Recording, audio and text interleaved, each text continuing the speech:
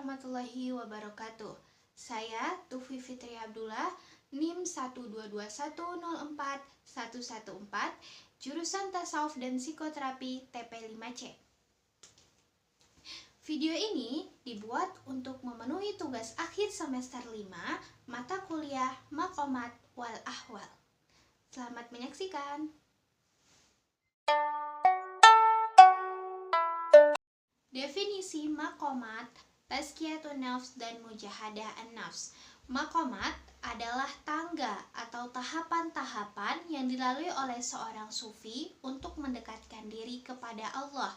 Sedangkan tazkiyatun nafs adalah pembersihan jiwa dari sifat-sifat tercela dan menyempurnakannya menjadi sifat-sifat terpuji. Sedangkan mujahadah an-nafs adalah usaha atau upaya seorang hamba untuk mengontrol hawa nafsunya dan menjauhkan dari kecenderungan negatif yang akan menghalangi perjalanan spiritual. Maqamat dalam tazkiyatun nafs dan mujahadah an-nafs. Seperti yang kita ketahui, maqamat adalah tangga-tangga. Nah, tangga yang pertama dilewati adalah taubat. Taubat dapat kita maknai sebagai kembali, yaitu sebagai kesadaran dan tekad yang kuat untuk tidak kembali berbuat dosa. Contohnya, seorang siswa yang sering mencontek ketika ujian sekolah, ia meminta maaf kepada gurunya, kemudian ia sadar, ia meminta maaf kepada guru dan teman-temannya dan bertekad tidak mengulangi kembali. Relevansi sosialnya, sikap ini akan membangun kepercayaan antara siswa dan teman-temannya, guru serta akan menciptakan lingkungan yang jujur dan adil. Kedua, zuhud. Zuhud artinya melepaskan keterikatan hati pada dunia dan fokus hanya kepada Allah. Contohnya, seorang pegawai yang memiliki finansial yang berlebih, dia hidup dengan sederhana, tidak konsumtif dan rajin bersedekah. Relevansi sosialnya adalah sikap ini tentu menginspirasi rekan kerjanya untuk peduli dengan sesama dan akan mengurangi kesenjangan sosial di masyarakat. Ketiga, sabar. Sabar adalah keteguhan hati dalam menghadapi ujian dan cobaan dalam kehidupan. Contohnya, seorang pedagang kecil yang jualannya tidak laku, ia tidak menyalahkan keadaan, malah ia tetap terus berusaha untuk meningkatkan kualitas produknya.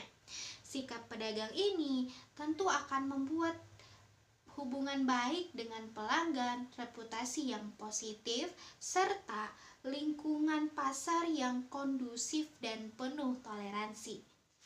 Yang keempat, syukur. Syukur adalah rasa terima kasih atas segala nikmat dan ujian yang telah Allah berikan. Contohnya, seorang pelajar dari keluarga kurang mampu atau sederhana itu mendapatkan beasiswa. Kesempatan ini ia gunakan untuk belajar dengan sungguh-sungguh. Sikap syukurnya mendorong ia untuk membantu teman-temannya yang senasib dengan dia untuk meraih kesuksesan. Yang kelima, ridho. Ridho adalah menerima segala ketentuan Allah dengan hati yang lapang dan ikhlas. Contohnya, seorang karyawan yang mendapatkan pemotongan gaji karena adanya krisis ekonomi atau sedang krisis keuangan di perusahaan tersebut. Apa yang dilakukannya? Ia tetap sabar, lapang dada menerima hal tersebut, dan tetap fokus pada kerjaannya, mengoptimalkan kinerjanya. Nah, sikap ini tentu akan mencegah terjadinya konflik dan akan membangun hubungan solidaritas yang lebih kuat. Yang keenam, tawakal. Tawakal artinya menyerahkan segala urusan kepada Allah setelah kita berusaha semaksimal mungkin.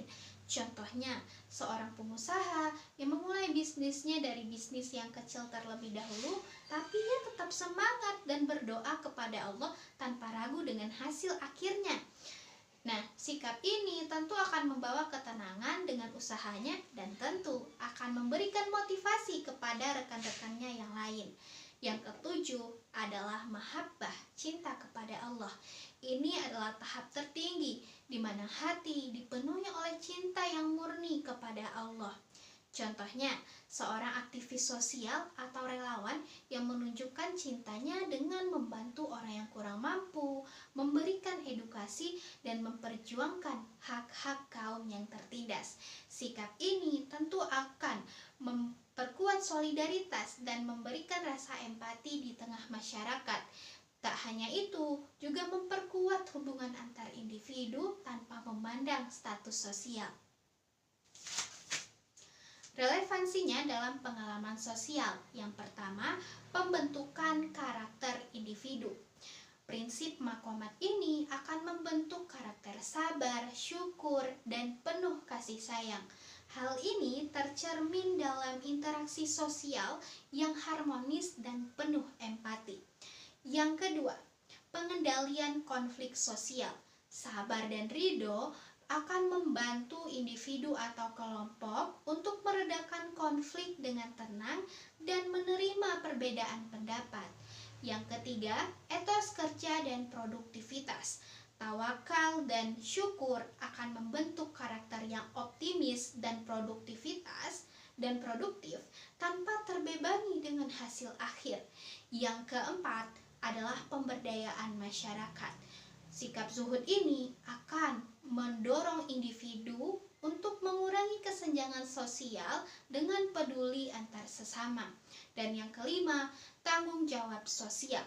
Mujahadah an-nafs akan melatih individu untuk bertanggung jawab dan peduli terhadap kepentingan masyarakat. Konsep makomat dalam tazkiyatun nafs dan mujahadah an-nafs cukup efektif dalam mengubah hati manusia. Berikut ini ada 3 kondisi hati manusia. Yang pertama, qalbun mayit, yaitu hati yang mati. Hati ini dipenuhi oleh nafs amaroh, yaitu nafsu yang penuh dengan pengingkaran, dengan sikap-sikap tercela seperti iri, tamak, sikap cinta berlebihan kepada dunia.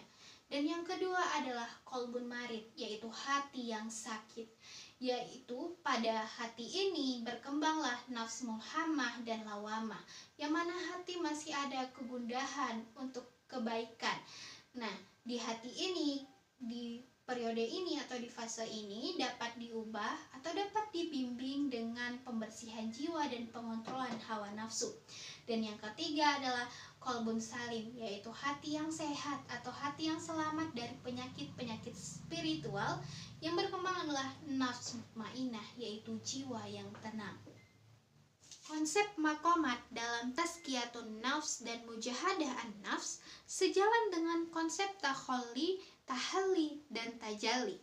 Yang pertama, takholli, yaitu membersihkan hati dari sifat-sifat tercela, contohnya ria, sombong, tamak, dan cinta kepada dunia melalui makam, taubat, dan zuhud.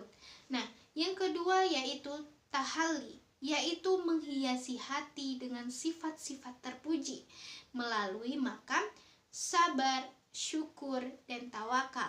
Sedangkan yang ketiga adalah tajalli, yaitu ketika seorang hamba merasakan kehadiran Tuhan di setiap aspek kehidupannya, yaitu dapat dicapai melalui makam mahabbah.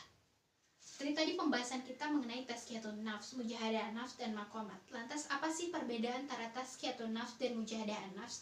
Jika dianalogikan secara sederhana, tazkiyatun nafs ibaratnya seperti kita merawat tanaman atau tumbuhan agar terlihat indah dan subur.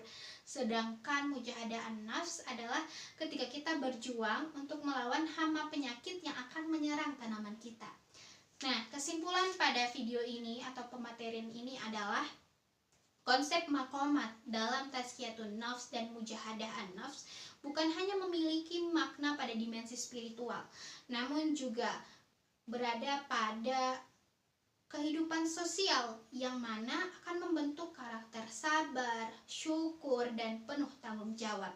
Nilai-nilai spiritual seperti syukur, sabar, ridho, dan tawakal itu akan membantu mengurangi konflik di tengah masyarakat, meningkatkan solidaritas, dan tentu akan membentuk lingkungan yang harmonis. Jika makomat dilaksanakan secara konsisten, itu akan menjadi pondasi dalam membangun masyarakat yang lebih adil, peduli, dan berakhlak mulia. Terima kasih sudah menonton video ini. Mohon maaf dalam penyampaian mungkin banyak terdapat kesalahan. Saya akhiri dengan wassalamualaikum warahmatullahi wabarakatuh.